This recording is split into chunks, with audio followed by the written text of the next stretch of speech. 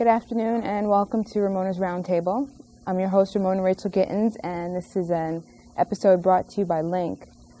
I've heard about Dr. Sebi for many years, and he's sort of a legend that I haven't really been able to sort of get to. I haven't really understood a lot of his philosophy. A lot of it is because I haven't heard much of it one-on-one. So this is actually an honor for me today, and I'm glad that everyone who's listening to this is able to join us. And this looks like it's going to be a two-part conversation, and it looks like it's also going to be very, very interesting. So please join me in welcoming Dr. Sebi. Thank you. Thank you. Thank you for being here. Thank you so very much. I would like to let you start by sort of telling us your story from the beginning. I'm interested sort of in where you are now because I've heard a lot about you over the years, but sort of starting from the beginning, and you could just maybe before you do that, for people who don't know, you give an introduction and sort of an overview. Thank you. Quick. I was born in Spanish Honduras in the year of 1933. I was born in a small village named Milanga. The boy grew up, never going to school, whether kindergarten, high school, grade school, or whatever. Became a merchant seaman. But by the time he became a merchant seaman, he was very deadly ill. He had diabetes. He had asthma from birth. He was impotent at 28. And at 30, he had diabetes, asthma, obesity, and insanity. And with the help of Mexican people, I was cured. I decided to enter the field of natural medicine. Can I interrupt you for a quick second? Of course. I'm sorry. When you started off, you were referring to yourself in the third person, and you switched to the first person. Do you see who you were earlier in your life as sort of a different person, as though you've sort of become yourself in the second half of your life? I was always a different person. I disagree with everything. I disagree with everything. Everything I heard, I disagreed with. Right. And I was 14 years of age when I said that I was going to work. I was working since I was 11 because my grandmother raised me. And she was my responsibility to take care of paying the rent, buying her clothes, buying the food. So, but I was tall and I was very, I suppose, sensible. So I just grew up, and at 14, I made a statement that I was going to do something to help humanity. But when I made that statement, I also knew that I was going to come up against the established or prevailing philosophy of life. That I knew at 14 years of age. But I didn't know that one day that I would become the person that I'm known for today as being the healer. I didn't know that. But even before I became the healer, I didn't have a girlfriend until I was 21 because I disagreed with what I saw. And even now, my interrelationship with women, I don't believe that there is a woman that could rightfully say that they love me because of the way that I live and the way that I see things. And I'm not really upset or bothered by that. But I live different. I see different. I feel different. And I don't like to share that with most people because it is so far away. You don't want to disturb anyone. But even the healing that I bring to the world, look at that. My very first patient, I was a steam engineer working for the county of Los Angeles. And this blind man had heard that I was experimenting with these plants. And his neighbor said, well, why don't you take it? And he took the plants, and in 2 days he was seeing. And he was blind for 11 years. That shook me because I couldn't explain to the world the mechanics behind this blind man seeing. What were your thoughts when you formulated the compound? Right. The way that the compounds came into existence, being a steam engineer, I knew that the pH value, the pH factor, had a lot to do with healing.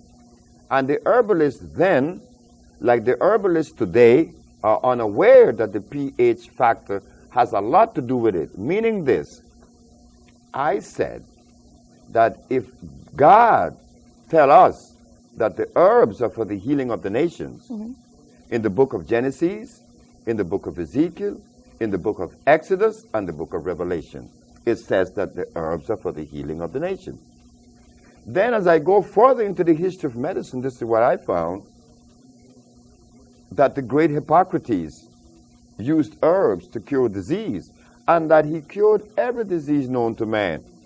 This man was curing every disease in Greece 365 years before Christ was even born. So when people tell us that only Jesus heals, you remind them that Hippocrates was here long before he was born, 300 years. So I said, if Jesus cured with herbs, Hippocrates cured with herbs, and God said the herbs, then what's up? Why aren't we curing with herbs today? So I said, one day when I went to work, my wife and I was talking all night. We were engaged in this conversation about these herbs. So Ma said to me that there could be something locked someplace that prevent us from accomplishing the goals that Jesus Christ and Hippocrates accomplished. When I went to work that night, I found it. I laughed. Oh, I was so happy. I was extremely happy because I said, it is required of us to maintain the pH at 6.9. At 7, which is the neutral zone, pH of 7 is neutral. And if it is slightly on the acid side, it's 6.9. And the reason why we maintain the pH at 6.9 is to keep the tubes of the boiler clean, that there will be no life form in there. But if the pH is 7.1, oh, now you're going to experience life. Life form will begin to accumulate in the tubes of the boiler, preventing the radiant heat or the convection heat from reaching the tubes. I said that if life was so powerful that it could exist in a temperature of 450 degrees, then the herbs that heal would have to be alkali on 7 plus instead of acid 6.9. Then I begin to check the pH of all the herbs. I begin to test it. I test comfrey, acid. I test garlic, acid. I also tested aloe vera, St. John wort, rose hips, comfrey. All of these things are very acid. Carrot juice is extremely acid, yet the healers in New York then and now are still recommending these acid foods. So I said, well, let me investigate further to see which are the alkali herbs. And I begin to see that burdock, yellow dock, also the elderberry, these are alkali plants. Also the Virginia snake root, that's alkali.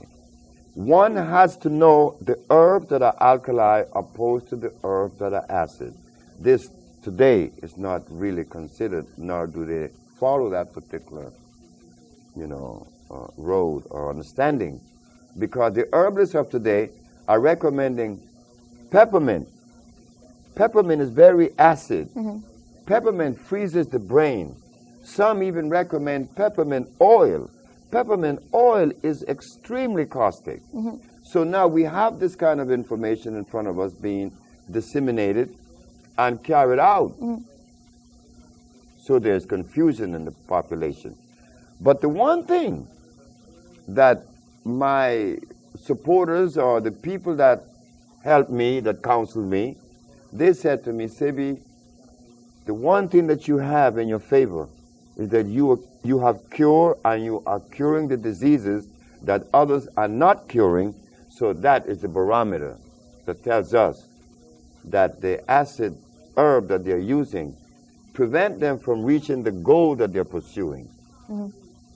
It was my steam engineering experience that helped me in herbology to understand the herb that God made. Yes, it has to be made by God. If we eat something that God didn't make, we are running the risk of disease. Then we're going to be angry. Like I were at only 30 years of age, I was extremely angry. So I didn't know that I would. My mother wanted me to be a preacher. And I didn't want to go into the church. I said, who, me be a preacher? No, I'm not going to be a preacher. And look what I'm doing now. Look what I'm doing. My mother, I called her on my birthday 2 days ago, and she was laughing. She was laughing. She said, you see, what I wanted you to do, what I see you doing, you're doing it. Only because people are being healed. That is the work of a shepherd. So if we were to sort of go back and trace everything, as a young man, you had a sense that you would heal people. You didn't know quite how you would do it. You went through to become a young man in your early 20s, and you were still unhealthy yourself, but you started to look into herbs. No, I didn't look into herbs in my 20s. I didn't know anything about herbs in my 20s. No. I made a statement at 14 that I was going to do something to help humanity. But I didn't know it was going to turn out to be these herbs. So when I was sick, I was 30. Okay. And I got the help from the Mexican that helped me. And then I proceeded to pursue it. And I was working as a steam engineer at the time that every day I would go to work, and God would talk to me and said, how could you be healed of all those dreadful diseases, and you're going to hold that from humanity? And I would go to work, and I would see these turbines and these condensers and these boilers, and I would get so angry. And that was when I stepped up my research. You would see these boilers, and what would make you angry about them? Because I want to get away from them, because I want to go into the herbs. Okay. But I was then 47 years of age. I was 47. And I was 10 years on the job, seniority. And I was making a lot of money. And I had a wife and 2 babies and 1 on the way, and I quit my job. God said, you're going to quit. If you're going to starve, you're going to die starving, but you're going to quit this job. And I left, and I was put in jail, and, all the whole bit that happened to me in New York. I was arrested in St. Martin one night. I was taken to jail in Curacao. Oh, it's been a journey, but it's been nice because it was like a test. I remember being down to only $400. When I started this business, I only had $400. I started this healing journey with $400. And here I am today. A little girl in New York named Haja that was brought to us with a hole in her heart. She's now 16. A little girl was brought to me in Atlanta that was blind from age 8 to age 11 with a tumor on her frontal lobe. She no longer has the tumor on her frontal lobe. Her name is Mecca. And there's a little girl in Minnesota. Her name is Akila Stroud. She no longer has sickle cell anemia. And a month ago, I gave a lecture in New York, and a young lady came forth and said, well, I don't have lupus anymore. So these kinds of things tells us that we, the black race, has the answer to the world's health. We have the answer to their disease state. But we are afraid to take that responsibility because we live in fear. We're scared of white man. We're scared of God. We say that we fear God. I don't know why people fear God. Now, is it possible for one group to have the cures for the world? Because part of your philosophy, or I don't want to say your philosophy, part of your outlook or your beliefs is that people are at their healthiest when they're eating foods that come from the region of their ethnic origin. That's not happening. Right, but that's what you believe. No, I don't believe that either. What I believe is to eat food that came out of the product of life itself. I don't care whether you're Chinese, Eskimo, Arab, or what. If you eat something natural, you're going to be healed.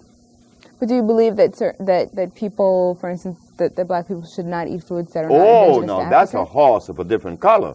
Black people should not eat Chinese food because Chinese food or even Caucasian food.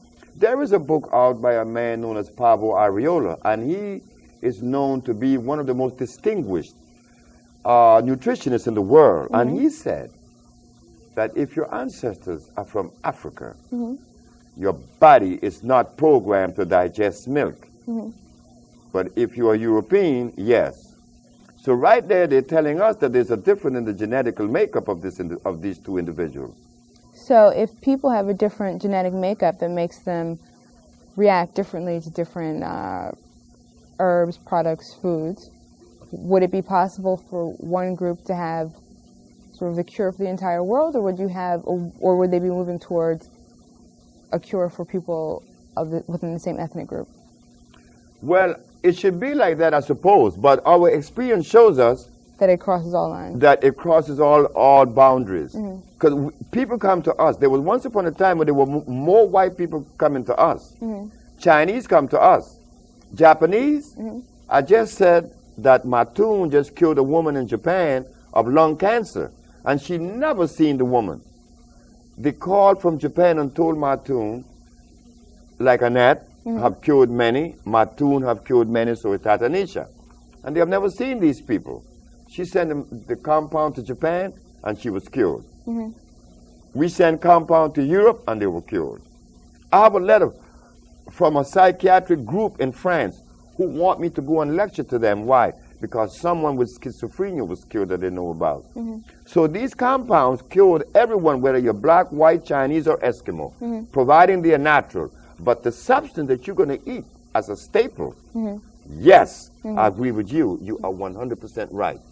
It has to be something that is genetically consistent with you. Okay. No, I wasn't saying that, and I'm not saying that either, because I don't know it. It's something I'm asking you about. But you did. It was good. I've heard that you said that. Yes, but it was correct. Okay. It's apropos. Okay. And I'd like to hear a little bit about that in terms of people and the relationship between the staple diet and where your ancestors are from. We're going to give you an example, a good example. From the day that God created this universe and made black people, how many years it has been since God placed black people in Africa? Do you have any idea? The anthropologist has no idea, but they would spout out these numbers for you, that God made the universe 9.5 billion years ago. So the other is, when did he put black people in Africa? They say 1.5 million years ago. But what was the food that God placed in Africa for these people? Certainly, it could not have been potatoes. It could not have been rice or beans or yams or chicken or hogs or cows. It could not be a goat or a lamb, because all these things are hybrid. God did not make these things. These things came just recently, only 4,000 years ago. So what were we eating in Africa before we were taken away? What were we eating in Africa before there was an invasion by the man from Europe? We simply do not know. And it is because we are unaware of this diet that God made specifically for us. This is why we're angry today and we're so divided. Everybody's laughing at us. They're laughing more at me. On the airplane, the pilots came to see me a few weeks ago when I was in the plane before 911, and they were looking at the brochure that I had that says that AIDS has been cured, and herbalists cure AIDS, and the Supreme Court of New York cannot deny, can't disagree. They were laughing at me. Why? Because you are not supporting me. So they think that I'm a fake. Because if it was a white man curing AIDS, the captain said, the whole white race would be supporting them, but my race is not going to support me. The leaders of America can't do it. Farrakhan can't do it. Jesse Jackson can't do it, because they were not designed to do this kind of work. They were designed to lobby and to talk and to, like Mr. Al Sharpton, he likes to make people march. That's cool. But we got a job to do in healing the black race now. That comes in a different category. Those leaders cannot help me. And that's why I'm vulnerable. In what ways is the black race in need of healing? In what ways does the black race need healing? One of the areas that the black race need healing mostly is in the central nerve system. Because we have been eating acid food for 400 years. And how does that manifest itself in terms of Socially? Socially, physically, and physically, what's the damage that? Okay, socially, we see that very seldom our leaders agree with their own selves. The leaders are at war. They're all in disagreement because among the leaders, you find Muslims, you find Christians, you find Buddhists, you find all of that. And they all seem to disagree with each other's position. The politician, well, I don't know what role politics play in our progression health state. How we see it, again, is that we are not together on any issue that is pragmatic, that's going to elevate us in producing something for our own existence. Self-preservation is the first law of nature, and we are the only people on the planet that denies that. Okay, so I guess there are a few things I want to pull out of what you just said. The first one is a relationship between diet and behavior. Diet and behavior has a direct their relationship. Okay, and then that this is affecting Black Americans in a particular way, so that it's something you can see throughout sort of our community. And would the difference be that Black Americans are not in their sort of original like homeland, and so that would be why there'd be a greater problem for Black Americans? Temperature and food. Temperature and but not so much as the African. Do you know that Black America, on the scale from 1 to 10, if we are to be perfect at 10, Black America is about 5, Africa is about 2. Black America is closer to the goal than Africa. You're talking about food or diet? I mean diet or behavior? Diet and behavior. Okay. Because if a young man in California is in love with you, that you met, he's not going to ask you what tribe are you a member of, right? No, you're not. Right. But in Africa, if you are Susu and I'm a Malenke, I'm not going to marry you because I'm supposed to be your enemy. But they're both Black. You see? In America, the brother not going to ask you what tribe you're a member of. He's going to marry you because he like you, right? And you with him. That's only one.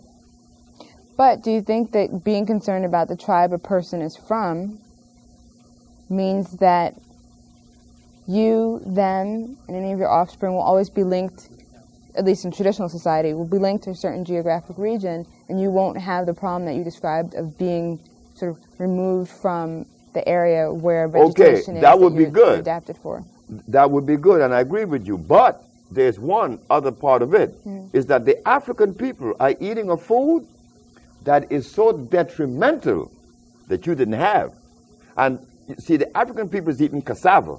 Cassava is cyanide, pure cyanide, unadulterated. You didn't have that. And because you didn't have the cyanide, you were able to produce plastics, you were able to produce rubber, you were able to build the White House, you were able to produce electricity, you were able to produce agriculture, the African men. And no other Black man in the world has ever done that. That shows that Black America, even though taken away from motherland and given meat, which is responsible for our anger, we are still able to do things that is over and above any other race in the world. The Black race has proven that. And now that another one comes, your brother and servant, Dr. Sebi, it is not so surprising that he's curing AIDS and sickle cell. You know something? Curing AIDS is easy. Curing sickle cell is like play for me. Diabetes, we cure 10 a month. Yet, there aren't any centers in Germany that is beset with diabetes. There aren't centers in the United States that cure diabetes. We cure diabetes. Now, what are we going to do now? I would like to hear the excuse. I would like for someone to take this particular entity to the leaders of America, and I would like to hear the excuse that they're going to give us for not supporting it. Okay. Well, I think what you just said will actually bring us to our next discussion. We're going to need to close this up. But I think what we'll be talking about next is your struggles here in New York in terms of being recognized for your work and having some acknowledgement for your healing. So thank you for this.